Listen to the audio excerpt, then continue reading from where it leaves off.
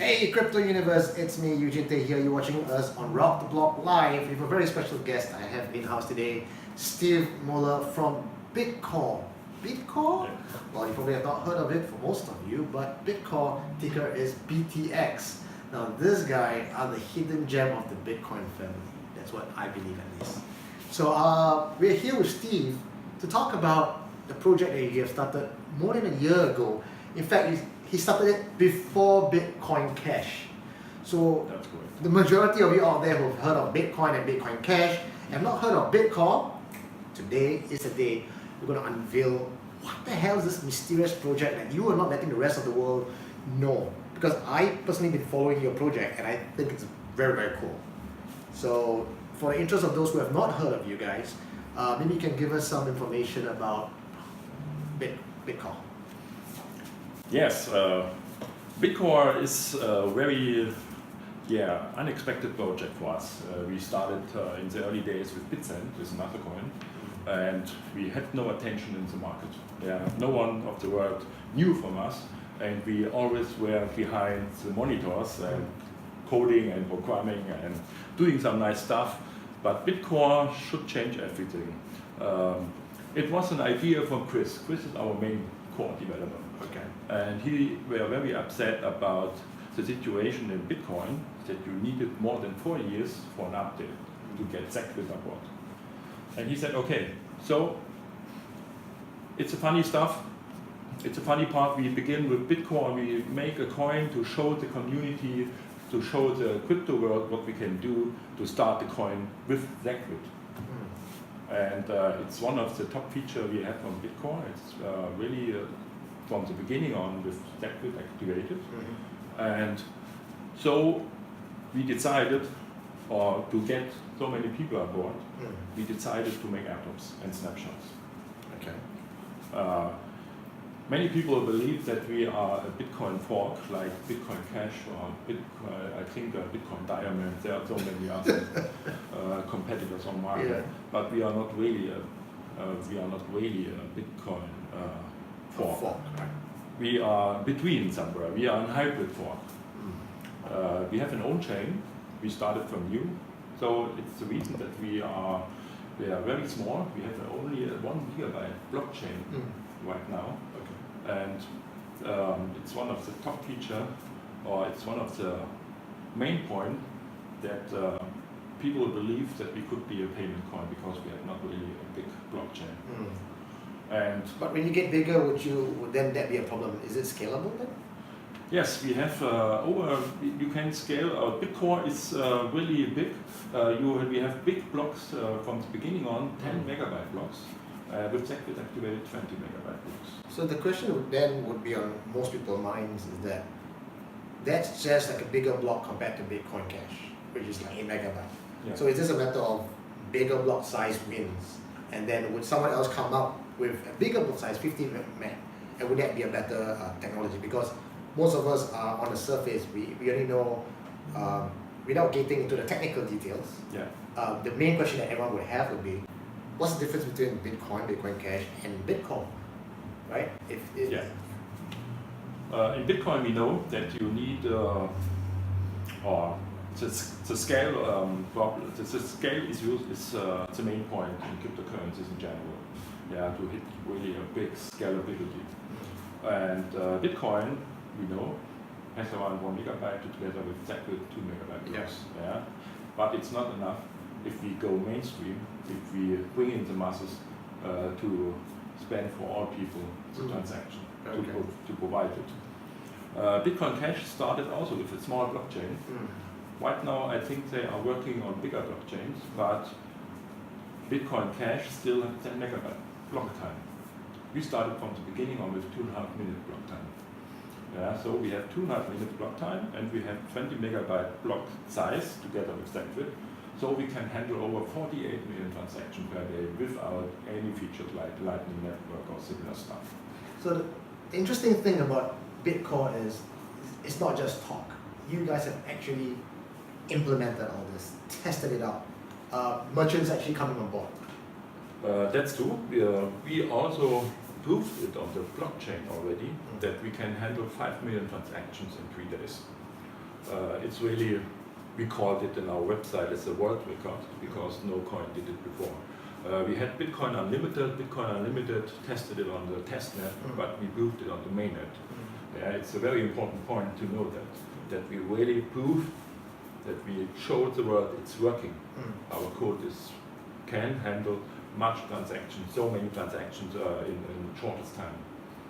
Yeah. What's the limit for this? What's the maximum limit? Have you pushed it to the very end? No, we are not on the end because Chris can also work on some parameters on the algo, but it's not needed right now because we work like the demand is. Yeah.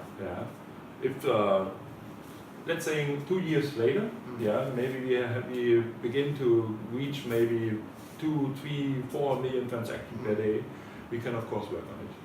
Yeah. Would it be a consideration that Bitcore is not exactly decentralized? Because we talk about the Bitcoin team, it's like everyone's coming in to pool their resources and there's like a consensus. But the Bitcore team is pretty much you guys, like Chris and you, really putting your heads together and creating this whole system. Yeah, decentralization is always a nice discussion, and we decided to make few airdrops. We went a different way, like Bitcoin Cash. Bitcoin Cash said, okay, we make a one-to-one fork, and every Bitcoin holder also automatically a Bitcoin Cash holder. But here in Bitcore, we really thought very hard about it, how we get more people about, how we can spread more wallets, how we can hit the decentralization, and we began from April last year to November with a first snapshot. We made a copy of the Bitcoin network and provided for every Bitcoin one Bitcoin. People had to register the wallets on our website, and then we could and had to move over the blockchain, over the wallet to be the wallet holder, and then get one Bitcoin. In November 2nd, we made a second snapshot and said, okay, not everyone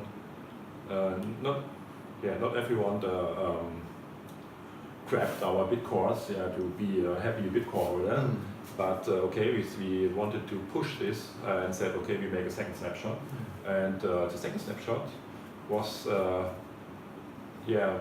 maybe one of our biggest thing in it. We said, okay, we burn right now for 1 Bitcoin, a half Bitcoin the chain directly.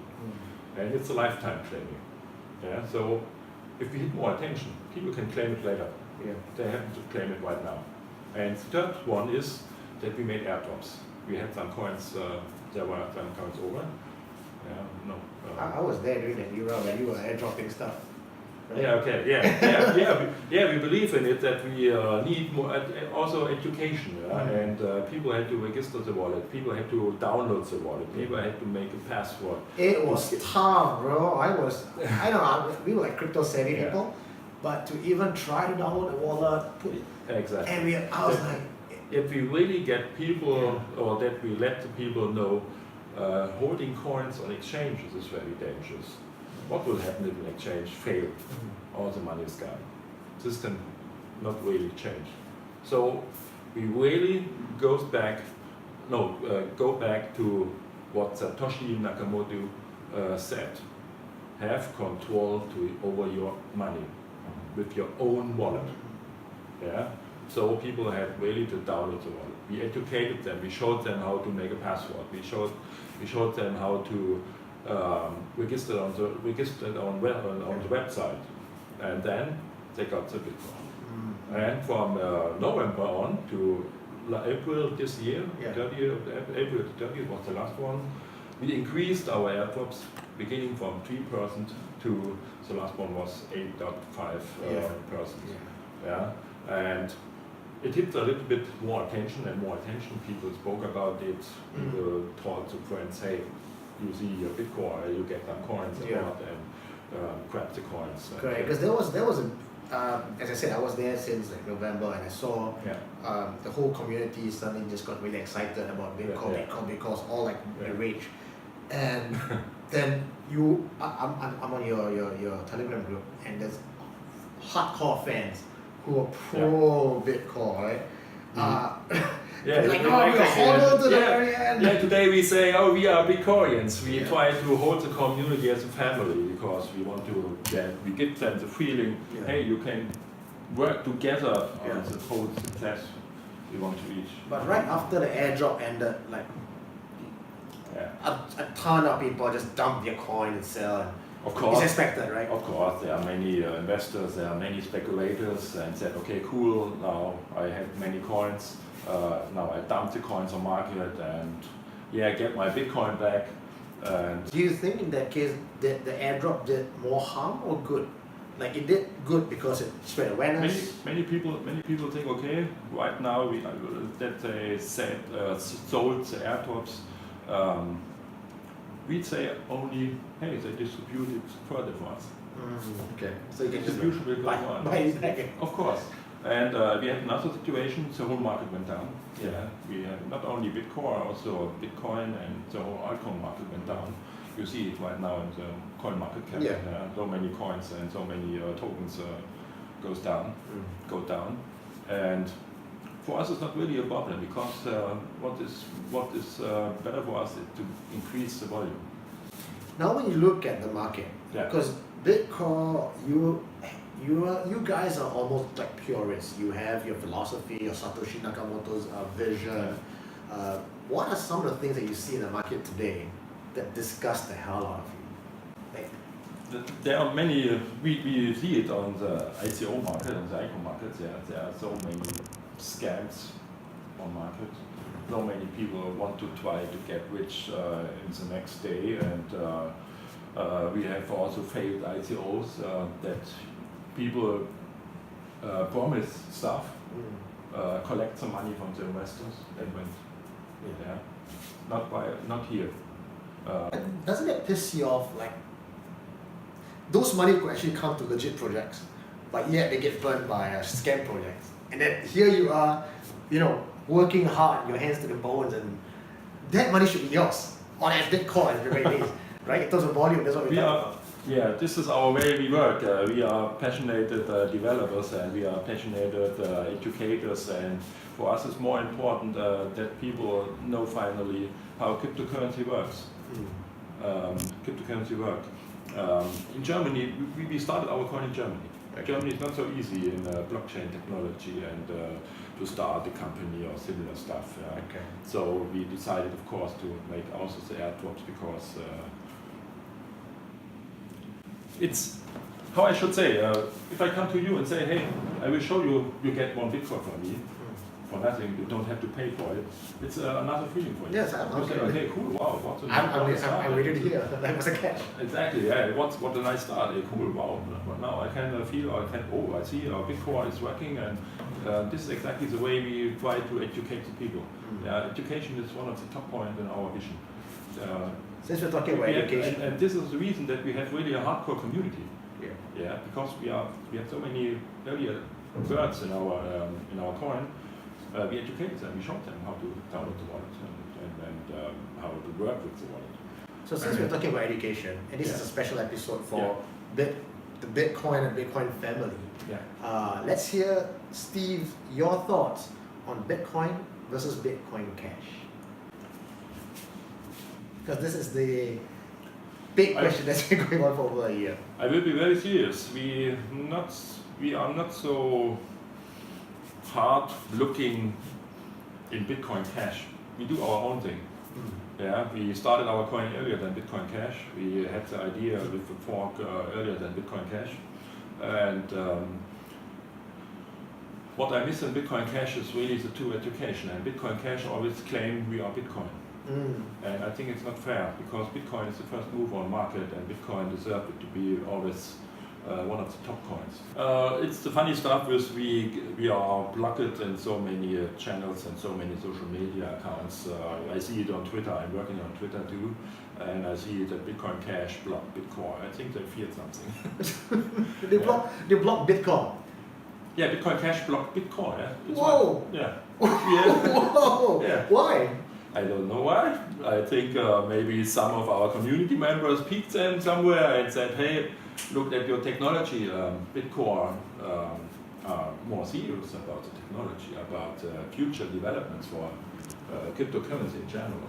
Yeah, so we are not here to cash out fast money. We are here to bring in new people aboard. There's this chart that I saw on Bitcore that I want to bring up to the screen right now. And you see that there's a Bitcoin, Bitcoin Cash, Bitcoin Core comparison. And you guys actually are pretty much in the running, except that in terms of volume, losing out to Bitcoin Cash. So for marketing wise, how do you intend to bring this education out further into, say, Asia? Is there any plans to get into the community? Yeah, after the distribution, of course, the airdrop period was very funny for us because so most people said, hey, you have to create a white paper. We want to know more about you. But if we started the white paper from the beginning on, you won't imagine what big investors would do with our Bitcoin. They would buy a lot of Bitcoin to get the airdrops. Yeah, so we never publicized the white paper. It was very important for us. Yeah, so you mentioned that the white paper is coming up. Yeah.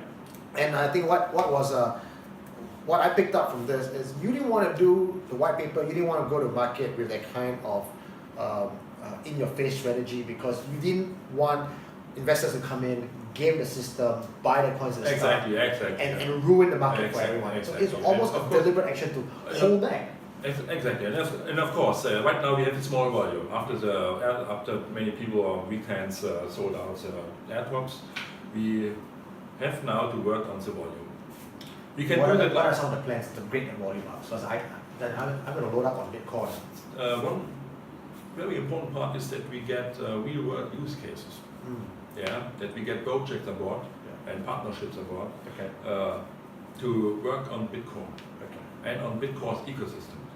One idea is from our friend Ivo. Ivo is from the Netherlands. Is also an important team member for us. He's for me always the strategic guy. Thinking about business for Bitcoin. His idea is to bring in BDXM. BDSM? BDXM is the service machine. Oh. Yeah, it's not the same like an ATM. Okay. It's more if you go to a phone shop and you want to buy phone cards, you see a service machine, you can buy the phone card digital, and you see, wow, there is a point cryptocurrency, Bitcoin. Wow, I can also buy phone cards with cryptocurrencies. You bring your token? You heard about this coin, of course. I want to show the audience. It was so important. We had in the first, we had first events and so many. You gave out everything. And we had also new people in and asked, okay, it's too digital for me. I don't see anything. Yeah. So we decided to make some partnerships. Okay. It's already well known in the community. So technically, I can have like retail shops selling Bitcoin tokens. I'm sorry, I have no partnerships here, so I wanted to show you. But okay. I want to show me. I want to have it. I think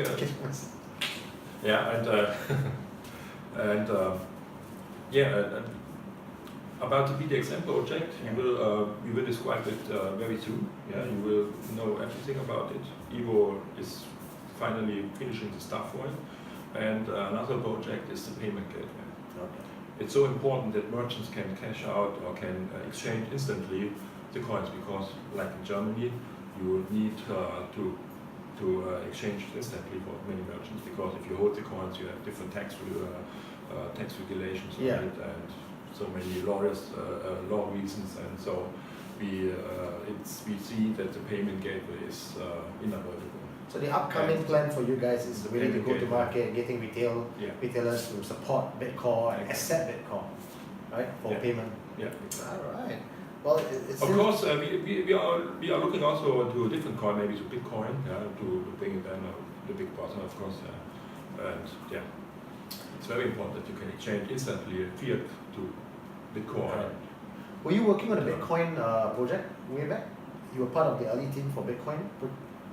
Chris, our developer, already had some GitHubs for Bitcoin, and also he is very experienced in some different coins too. And we always say, okay, Bitcoin was the first mover in 2010, 2011. There are so many developers working on it. So we do our own thing and say, okay, we bring now the altcoin market a little bit on.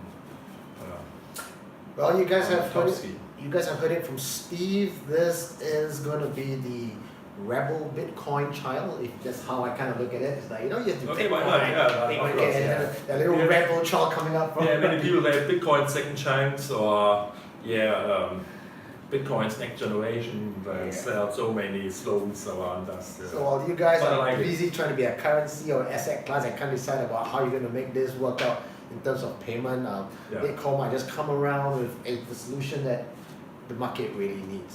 So there's a lot of interesting stuff that I want you guys to check it out. So as always, do your own research, read up on this guys. There's a lot. It's very technical if you go get to the paper, but it's worth the read. Look at the history of it. Look at the people talking about it. Get to the Telegram group and join those hardcore fans and throw your questions because you guys are very active. I just post up a question. Share it. Go on every social media channel. We are everywhere.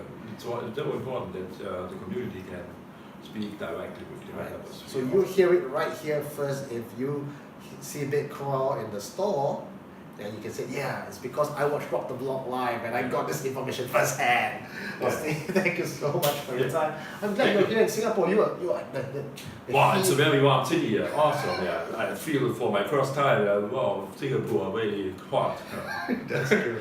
But Well, it's nice. come back So many again. nice. We want to help you bring Bitcore Awesome, brand, really awesome. I appreciate it. right? So It's yeah. exactly the point what we need to get more attention also in Asian markets.